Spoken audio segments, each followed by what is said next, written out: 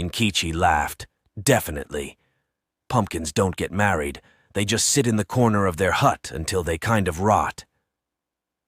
These words went deep into NNE's heart, but she smiled and threw her lunchbox as far away as she could, visible anger flowing on her face like hot tears.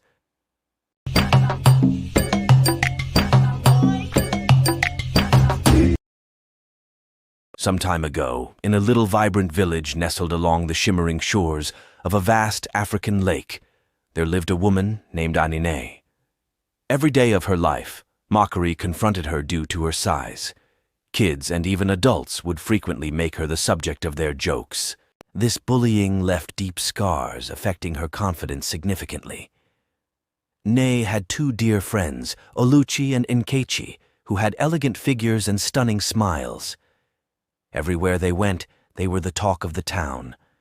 But they frequently treated NNE unfairly and harshly. NNE reached for her lunchbox one day as they were sitting together. "Be careful, NNE. If you eat more and more, you may just transform into a pumpkin," yelled her buddy Oluchi. Nkechi chuckled. "Certainly. Pumpkins do not get married. Instead, they just wait around their hut's corner until they start to decay."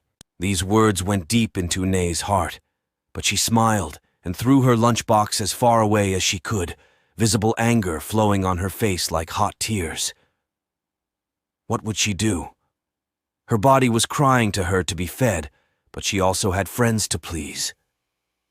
Quietly, she looked down at her huge body, and she felt powerless. A natural ache of hurt lingered in her heart. As NNE grew into adulthood, her self-confidence remained fractured. Despite being compassionate and smart, she felt invisible, eclipsed by her perceived deficiencies. Even at home, things weren't very different. Her weight was echoed to her by family members, even strangers she met outside of her house, and neighbors echoed the same story of her weight. Most of her friends had already married, and their marriages were flourishing. NNE wondered if she would stay alone forever. Who would love her the way she was? One day, a close family member said to NNE, "If you don't get married soon, you never will. You need to make yourself more appealing to marriage suitors." These words only deepened NNE's conviction that she was unworthy of love and attention. Whenever a man looked at her, she would immediately look down, convinced they were mocking her or finding flaws in her appearance. Her friends, now married, would often talk about their lives, their husbands, and their happiness, never missing a chance to remind NNE of what she lacked. One day, while walking home from the fields, a friend said in a joking manner, "Unfortunately, NNE is still waiting for the perfect man. Maybe if you run around the whole village, you would lose some weight. You never know. A man might come around. Husbands want beauty, not all jiggling flesh. You should try to be more like us." NNE's heart ached with loneliness and the constant pressure from her loved ones. She yearned to be seen and loved for who she was, beyond her physical appearance. NNE frequently found solace from the harshness of her surroundings in the forest, where the trees whispered secrets and the air smelled of wildflowers. During one such day, she inadvertently discovered a magical talking tree full of little animals as she ventured farther into the forest than she had ever gone, her mind clouded by the words of her loved ones. The magic tree spoke to NNE.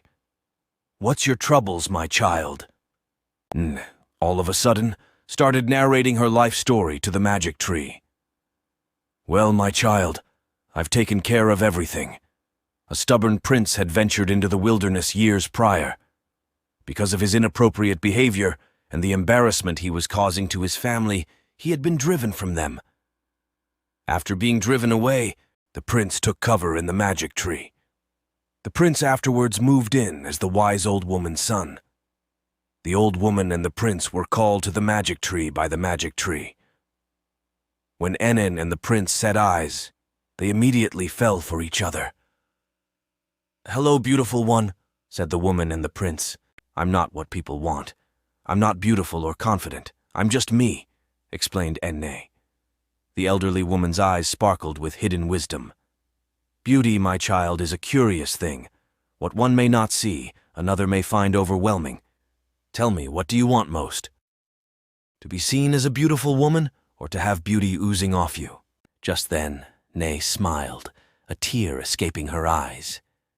The elderly woman said, "My child, may fortune and happiness come your way. It's never found by everyone." Nay felt a surge of hope. Looking at the prince, she thanked the woman, her heart pounding with excitement and anxiety. "I want you to be my daughter, so now go think about it, and when you're ready, come give an answer." Annie gazed at the prince, her heart beating fast. Then she trotted back to the village in dreamland. In the days that followed, Anne saw herself transforming into a happy and free person.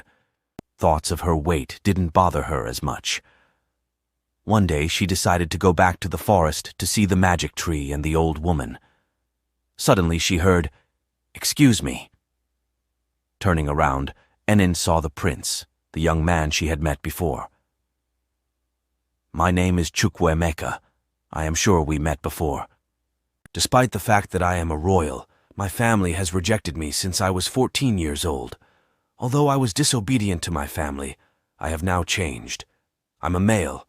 Would you talk to me?" Nay got herself together fast, engrossed in her own fantasy. She felt a mixture of joy and nervousness as she thought, "He must have noticed the beautiful me." "I couldn't help but notice how beautiful you are," Chukwuemeka went on. "There's a very endearing gleam in your eyes." Feeling a surge of confidence, Nay answered, her voice steadier than she felt. "Thank you. I've been looking forward to seeing you since we met in the forest," he said with a genuine smile.